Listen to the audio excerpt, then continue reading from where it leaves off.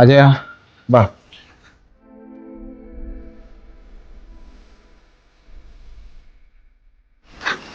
ഇരിക്കേ. എന്താ വരാൻ പറഞ്ഞു? നീ ഇന്നലെ രാത്രി 11 മണിക്ക് എൻ്റെ ഭാര്യയ്ക്ക് ഫോൺ ചെയ്തിരുന്നു. ഞാനോ? എന്റെ നാടകം വിട്. നീയൊക്കെ എൻ്റെ ഭാര്യയെ കുറിച്ച് എന്താടാ മനസ്സിലാക്കി? ഞാൻ എന്ത് മനസ്സിലാക്കിയോ? എന്ത് മനസ്സിലാക്കിയെന്ന്? എനിക്കൊരു അപകടം പറ്റി എൻ്റെ അരയ്ക്കതായ തളർന്നു പോയെന്ന് കരുതിയിട്ട് എൻ്റെ ഭാര്യയൊക്കെ നിനക്ക് വഴിപ്പെട്ട് തരുമെന്ന് കരുതി നീ? ശശിയേട്ടാ, ഞാൻ അങ്ങനെ ഒന്നും ഉദ്ദേശിച്ചല്ല. നീ എന്തുദ്ദേശിച്ചില്ലാണ്? നിന്റെ ഓരോ സമീപനം അവൾ എന്നോട് പറയാറുണ്ട്. താൻ ഇരിക്കി, ഞാൻ പറയട്ടെ. ശശിയേട്ടാ, ഞാൻ അങ്ങനെ ഒന്നും കരുതിയിട്ടല്ല. തന്റെ ആ കരുതലിന്റെ അർത്ഥം മനസ്സിലാക്കാനേ സാധാ റേഷനിൽ നിന്നാ മതി.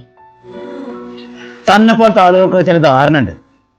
കടകളിലും മറ്റും ജോലിക്ക് പോകുന്ന പെണ്ണുങ്ങളൊക്കെ പറ്റ മോശക്കാരാണെന്ന്. എന്നാ താനൊരു കാര്യം മനസ്സിലാക്കോ, താനൊന്ന് മുട്ടുമ്പോ വാതിൽ തുറക്കുന്നവളല്ല എന്റെ ഭാര്യ. ശശിയേട്ടാ, ഒന്ന് പതുക്കെ പറ ശശിയേട്ടാ. ഇതിൽ കൂടുതൽ ശബ്ദത്തിൽ പറയാൻ എനിക്ക് അറിയാനിട്ടല്ല. ഗതികേട് കൊണ്ടാടോ. ആ ഗതികേട് മുതലാക്കാൻ നോക്കരുത്. അജയ, പിന്നൊരു കാര്യം, ഇനി മേലിൽ എന്റെ സുഖം അന്വേഷിക്കാൻ വേണ്ടി നീ അവൾ പണിയെടുക്കുന്ന കടയിൽ പോകരുത്.